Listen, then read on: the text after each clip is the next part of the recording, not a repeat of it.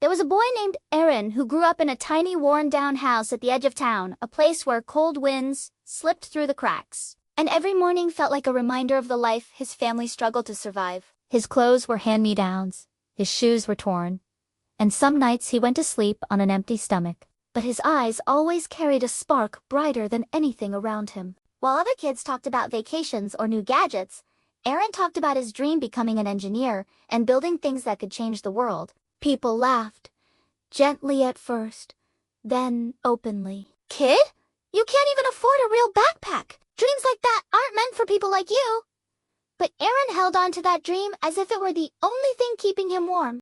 Every day after school, he collected scrap metal, broken motors, and old appliances from dumpsters and garages. He'd sit for hours in a small corner of his house, studying how things worked, taking apart whatever he found, then trying to put it back together again. His mother watched him quietly, sometimes worried, sometimes hopeful, but always proud. One day, the school announced a science fair. Kids with rich parents bought expensive kits, fancy displays, and polished presentations. Aaron had none of that, only a dream. He worked late into the night building a small working wind turbine from spare parts, rusted wires, and pieces he rescued from trash piles. On the day of the science fair, he carried his project in a cardboard box held together with tape. Students whispered, teachers doubted, and some kids smirked until Aaron plugged it in. The little turbine spun to life, its tiny blades cutting through the air with surprising power,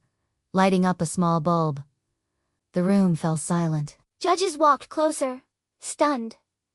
"You built this alone." Aaron nodded. That nod changed everything. His project didn't just win the science fair, it won respect. It won curiosity. It won hearts. A local engineer saw his creation and offered him mentorship. A teacher who once doubted him began helping him find opportunities. And kids who once teased him now asked him how he learned so much. Aaron's life didn't magically transform overnight, but something inside him did.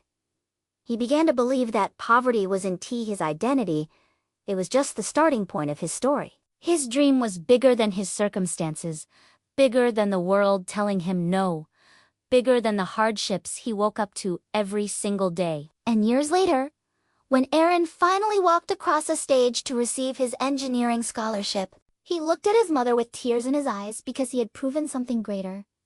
Your background may shape you, but it does not define you. Aaron S.'s journey became a reminder to anyone who feels limited by their circumstances. Your dream is allowed to be bigger than your poverty, bigger than your fear, and bigger than the life you were born into. What matters most is the courage to keep dreaming, even when nothing around you says you should.